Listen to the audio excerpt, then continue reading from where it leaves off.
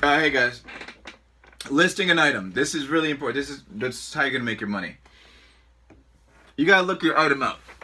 Whether you're on your phone, this is what I do. I go to garage sales or thrift stores. I have my phone on me. I have the eBay app open. I see an item. I type it in. You have to be as descriptive as possible. If it's an electronic, like this is called Optimus. I'm not gonna put an Optimus recorder, or I had to look for the item number or the model number and so forth. You'll get the hang of it. It's not like I'm gonna explain it, and no, you guys would literally have to come with me on garage sales and shit like that for me to tell you exactly how to do it. But you'll get the hang of it. The most important thing you need to remember though is that when you do type it in, you hit search for that item and you're gonna see what people are selling it for. That doesn't matter. What matters is what it's sold for. So on your app, you have to click the refine button, which is usually on the top right, and then scroll down until you see sold items, and then you click that, and then that's when everything comes up saying what it's sold for. So that's what you're probably going to get for the item. When I'm doing that, and this is what I do on my phone, and that's how I find the item. If it sells for a lot of money, you know, I'll buy it, take it home, whatever, to my storage facility, take pictures there. Now when I'm listing it, say you have an item, you're ready to list it, right? You take it, Samsung phone. I'll look for the same phone, and I'll click the sold thing, see what it's sold for, and then I'll click on one that looks like it that's sold, and then you're gonna see something that's called, you scroll down and it says sell one like this. So you click sell one like this, and that way, like little things like the category is supposed to be under and so forth is already done for you. So you're saving a lot of time. And usually the title's still the same. Make sure though, the title is in tune with what you're selling. You know, so you're selling a used Samsung phone or a phone, whatever, and it's used, make sure that the title doesn't say new. Don't be an idiot. It's like, it's self-explanatory when you're doing it. So you gotta have the title. The pictures are very important. You're allowed a total of 12 pictures on eBay. Use them up. I mean, if it's like a freaking, if you're taking a picture of a coin or something, you don't have to use all 12. I mean, the more pictures, the better. Just think about it. If you were buying it, how would you like the pictures taken? Make sure the item's clean. Take a picture from all angles. Take a picture of any defects, you know what I mean? Because you don't want the customer to be surprised. You can talk about the defects in the pictures, I mean in the description when you do it later, but just take a picture of it, that way they know. Be honest. Don't be a scumbag, okay? Don't be a fucking scumbag and get over on people. It's gonna hurt you, it's gonna hurt your business. And don't do that to people. People work fucking hard for their money, okay? There's a lot of scumbags out there.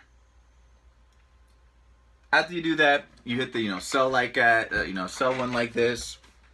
You got your pictures. This was like really a lot. I'm fucking start explaining it. Add your pictures. Make sure they're good. Okay?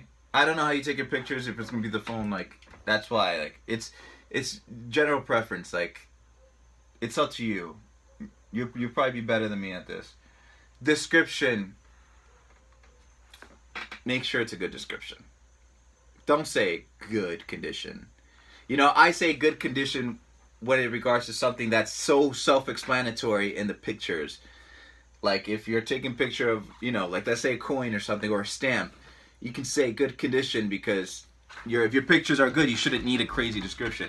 But if it's like something electronic or something like that, you gotta say what's wrong with it or anything. Just use your brain. You know what I mean? If you would be buying it, how would you describe it? You sell it. You know what I mean? Sell it. Make it good, but also don't scam people. I usually put a disclaimer in there saying everything that's in the pictures. Take a picture of everything. If it's not, like if it's a phone or something, say it doesn't come with a charger. Just say, put it this way. When you write your description, make sure you have a disclaimer that says, hey guys, everything that's included is only in the pictures. If you have any questions, please contact, send me a message, and that's it. Don't just say, oh, it's in great condition. Because if you send them a phone, they can return it and say, hey, it didn't come with the charger. Because it's your responsibility to say it didn't come with anything else. Even though that's what you had in the pictures. It's a buyer's market. Remember that. Description is important. And that's it. You know, be descriptive about it. Also, you want to have like a, say when you plan to ship it, I usually say, this is what I say. I say, I describe the item and then I say, you know, please feel free to send me a message. I'm always quick to reply. Only items in the pictures are included. I ship my items within 24 hours of confirmed payment. And thanks for looking. Oh, I always put, you know, I also have a 30-day money-back guarantee in case you don't want the item or change your mind. It just instills, you know, confidence to the customer. Hey, this guy, you know, he's not a douchebag. Add picture description. Time and duration. Okay, this is... I should have realized how long this was going to take. There's auctions. And there's buy it nows. Okay? You know what? My next video is going to be about that. The time and duration. So watch my next video. I'm going to label it time and duration because I don't want people to have to scroll through this whole video to get to this one point. Price. Price it just like what they sold for. You know what I mean? I'm going to go to the more of that with time and duration as well. Shipping. I always use USPS priority mail. For smaller items, I use USPS first class. For my records, I use USPS medium mail. FedEx is expensive. Just do USPS priority for something. Parcel service might even be expensive. For bigger items, you might want to do parcel, but you'll be surprised because priority is shipped faster and for some reason it's cheaper than parcel service. Again, Google it, find out what it is you can use. Like I use USPS priority for the majority of my shipments, so that's what I do. You can do when shipping as well. Do the, and it's gonna say in details or whatever when you're doing it. 1 day handling time. It's gonna increase your chance of becoming a power seller quicker. I don't know how. It's just good for you. It's good for you. Okay. Like I said, do your research on the rules of each type of shipping service. With experience, you have it nailed down. In a month, you'll have it nailed down. You know what I mean? It took me months to figure out what works, but you're gonna get it. Get a digital scale. Okay, they're very cheap on eBay because I'm gonna tell you why. When you ship something, like me, I take my packages to USPS warehouse by me.